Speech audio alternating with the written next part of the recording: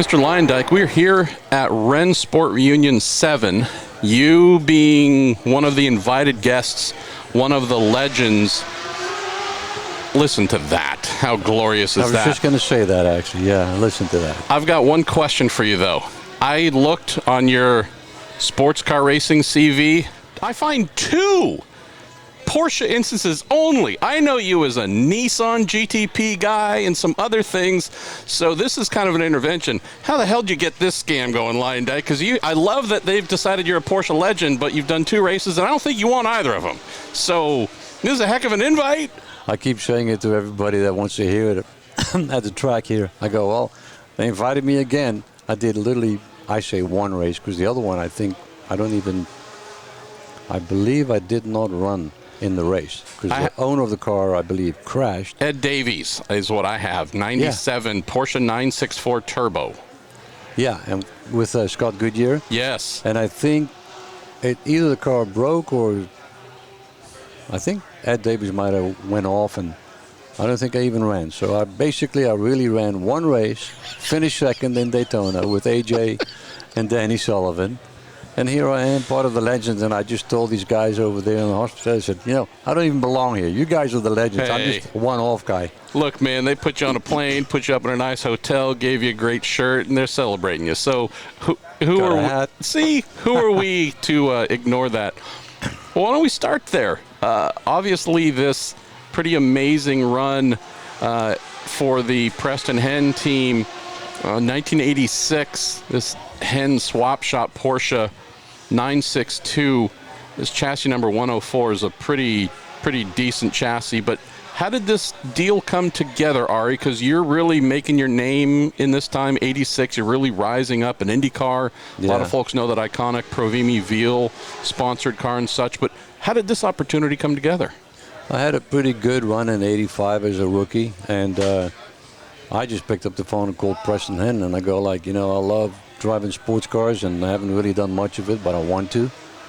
And I think he had AJ already there, and he must have talked to AJ, and AJ said, yeah, put the guy in the car or whatever. So it was pretty easy done. There was not a talk about pay my expenses or pay me this. I don't think we even got paid, but I didn't care, because I just wanted to drive a 962 or any kind of a IMSA GTP car.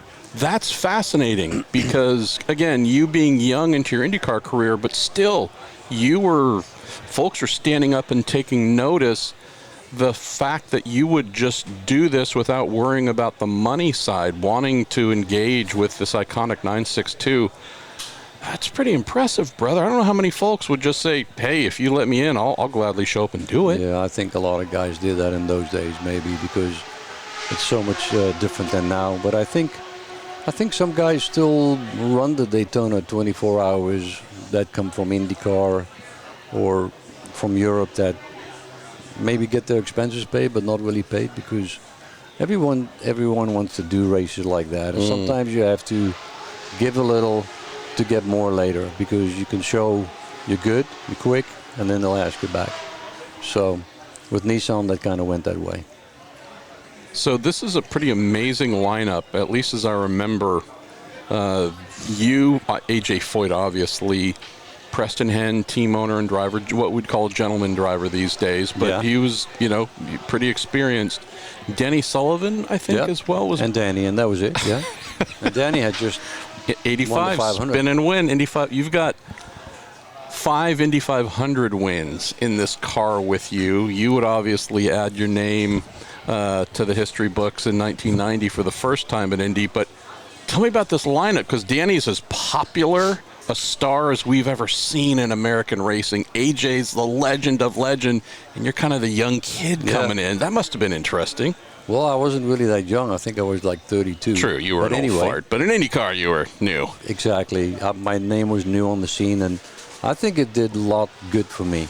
And I remember being on pace, and we set to do a certain pace in the race, because back then you drove to survive. You didn't, like now, they just drive flat out the whole way like crazy. If you think about the pace in the 24 hours of Daytona now, it's like a sprint race for 24 hours long. But back then it was just, you had to take care of your equipment, your brakes, if you didn't have to change brake pads one pit stop and the other guy did, then, you take a couple of laps. So it was a whole different ball game back then. But it was great to be in the car with those guys. I felt honored.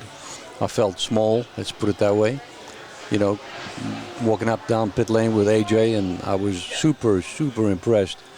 And we're writing a book. We're publishing a book at the end of this year. It's coming out in the Netherlands. And one of the stories I have in there is about this race and about AJ, that I was so impressed by how he physically drove that car for long stints and would come out and was pretty perky, And he had good pace, fast. So then I realized what great of a driver he was. I don't think he was at his prime at that moment, but he must have been one hell of a race car driver in his prime, and of course he was. But that really showed it to me hands-on, right there in front of me. Instead of reading about it or watching, old clips. And that was cool to experience that. And of course, Danny was quick, and we had a good team going, and we were all smart about it. But unfortunately, we lost and we finished second. Tell me, Arie, about a Porsche 962 in era. 85, 86 is about the peak. 87 still a championship year for the 962 model, but that kind of 85, 86 era is kind of peak 962. Power, insane, downforce, balance, everything is good. What is a Porsche 962 like around Daytona in 1986? We ask you all the time about, hey, at Indianapolis and your qualifying record. I have to imagine this thing was a bit of a mind bender too, with all the other classes of cars to deal with too. Well, that's one thing about Daytona, is where there's so many different classes, and then there's so much slower. And you're driving through traffic, and that is a big key of winning that race, is not hitting any one of those guys or them hitting you, by not seeing you coming in on the inside or around the outside. But the car was, I was just talking to somebody about it. Daytona, the racetrack, was a perfect track for that car, because you had the long straightaway coming out of turn 4, out of the bus stop, and then you just flat through 3 and 4 and then down into turn 1. 200 plus miles an hour into turn 1 if you I weren't don't careful. even remember, but I'm sure we're close to 200, and you could feel that turbo just building up and the speed increasing as you're coming off that chicane. And then the brakes were surprisingly good. The gearbox, I still remember, that was like driving a truck. I mean, the gearbox was clunky. Yeah. The shifting was like boom, boom, like not click. It was very slow. But you had to make the things survive. You also had to make a really a slow shift. And you couldn't really throw it around like an Indy car. It wasn't that agile because it was heavier. But it had a lot of downforce, and you had to drive it in a certain way. You didn't want to get sideways in these things. You wanted them to, ease into the power off the corner, turbo kicking in, and get, the rear tires to grip, to get basically your right foot was your traction control. And you had to drive it to where you didn't want to spin wheels and all that. So smoothness was the key over there. But it was a great memory. Also, when we think about today's track at Daytona, everything's nicely manicured and rumble strips and everything's kind of perfected. I know back mid-'80s for sure, maybe a little bit more in the wilderness. There weren't as many lights overhead and such. Dark. What was it like having to do a lot of this in true darkness? And again, you've got a 1,000,000-mile-an-hour IMSA GTP car versus some little 300 horsepower Mazda GTU car. Exactly. This must have felt like warp speed in a video game at times as well. Well, what really I liked after that race was the night driving. Excuse me, that was my favorite part. I loved the darkness. I loved that aspect of it. It had something eerie to it, like the sun going down or the sun just coming up, and you're driving this car, 200 miles an hour, and it's just awesome. And then the sun is coming up. It's like something out of this world. So I really love that about long distance racing. Let's close on this, Arie. And again, I wish we had, your 15 Porsche starts to talk about, but You're here. You get to see Danny. I know AJ isn't here, but you're in and among Derek Bell's younger drivers, the David Donahues. Mark Webber will be here. I think they have like 50 or 60 notables. It's amazing. Yeah. What's it like for you, brother, again, knowing that we so heavily associate you, two-time Indy 500 winner and all these things? So many of us think of you in Indianapolis terms. Yeah, but my history is in Europe, and I saw Van Lennep as a kid win Le Mans. So to me, he was a hero. So we're having breakfast this morning, and I see Gijs Van Lennep quite a bit. But I mean, Derek fits in that category, Derek Bell. I was going to ask, what's that like? Because you see all the Indy 500 legends on a regular basis in May and such, and you're part of that tribe. And I have the same feeling here with these guys. That's what I wanted to know about, because this has to be cool for you.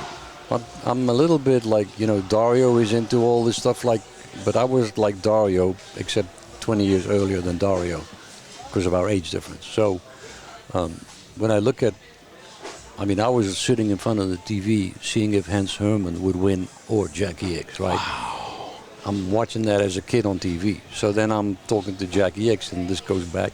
I can see myself sitting on the couch watching that on the little TV. Wow. So things like that. It's just my whole life is about racing. When I was a 10-year-old, I was standing in the pits with Jim Clark, looking at his chart that he was looking at, stuff like that, standing next to Colin Chapman, because back then anybody could just walk into the pits. So yeah, my love of racing, I first had a love of racing, not sure if I ever wanted to drive. Then I started driving, and then I go, oh shit, I really love this.